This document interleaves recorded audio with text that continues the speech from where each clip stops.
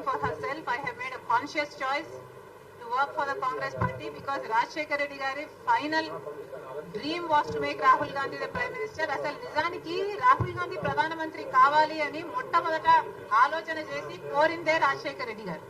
That's why I'm here.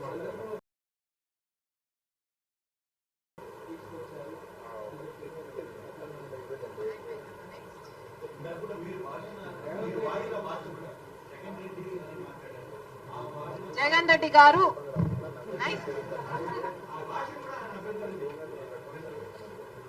Jagan Reddy గారుకు కూడా అభ్యంతరం ఉందా?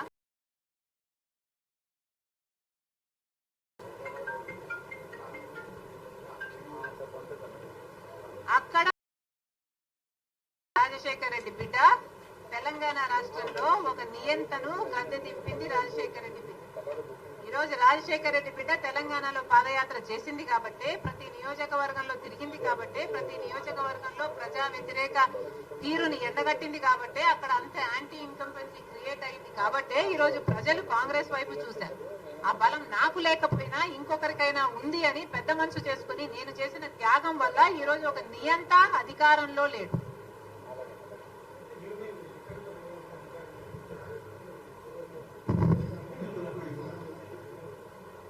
నిజానికి రీజనల్ పార్టీస్ కు చెందిన నాయకులు అధికారం లేకొస్తే నియంత్రణే అవుతారని చరిత్ర పదే పదే చెప్తుంది.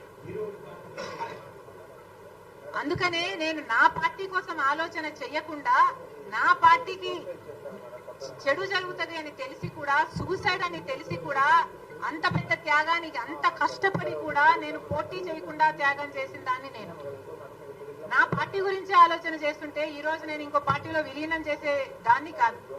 నాకు కావాల్సింది ప్రజల శ్రేయస్సు, నాకు కావాల్సింది తెలుగు ప్రజలు సంతోషంగా ఉండాలి, నాకు కావాల్సింది అక్కడ ప్రజలు బాగుండాలి, ఇక్కడ ప్రజలు బాగుండాలి. కాంగ్రెస్ పార్టీలో చేరాను కాబట్టి, కాంగ్రెస్ పార్టీ నా మీద ఆంధ్రప్రదేశ్ బాధ్యత పెట్టింది కాబట్టి ఆంధ్రప్రదేశ్కి రావాల్సి వచ్చింది. కానీ ఒక మాట చెప్తున్నాను, నేను రాజశేఖర్ రెడ్డి బిడ్డగా, నాకు తెలంగాణ రాష్ట్రం మెట్టినిల్లు అయితే ఆంధ్ర రాష్ట్రం పుట్టినిల్లు. నేను ఇక్కడ పుట్టాను, జమ్మలమడుగులో పుట్టాను, అవును అక్కడ పెరిగాను, అక్కడ పెళ్లి చేసుకున్నాను వాస్తవమే. కానీ నా పుట్టినిల్లు ఇదే. ఈ రోజు రాజకీయ సినారియాలో ఎవరికైనా, ఏ మహిళకైనా, ఏ మనిషికైనా రెండు చోట్ల పనిచేసే హక్కుందా అని మీరు ఎత్తుకుంటే probably I'm the only one. నాకు ఒకటి పుట్టినిల్లు అయితే ఒకటి పెట్టినిల్లు. Thank you.